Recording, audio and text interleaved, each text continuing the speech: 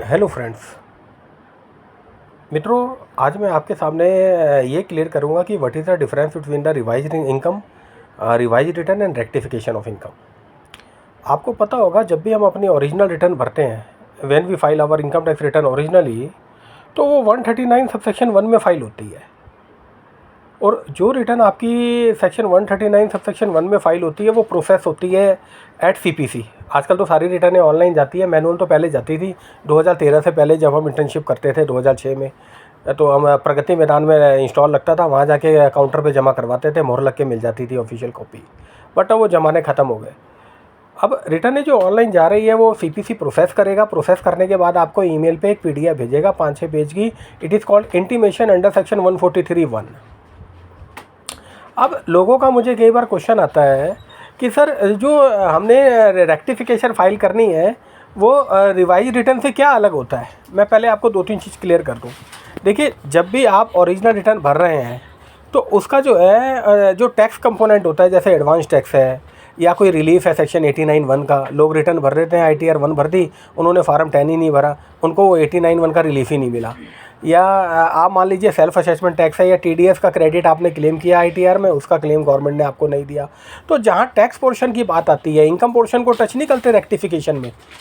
अभी हम tax portion की बात कर रहे हैं, मतलब gross total income less deduction total income पे जो टैक्स बना, वो टैक्स की कैलकुलेशन होती है। और वहाँ देखा जाता है कि आपका टैक्स 2.5 लाख बनता है, आपने उसमें से 1 लाख रुपए एडवांस टैक्स दिया हुआ है और 1.25 लाख रुपए आपने सेल्फ TDS कटवाया हुआ है और 25,000 रुपये आपने सेल्फ असेसमेंट टैक्स भर दिया।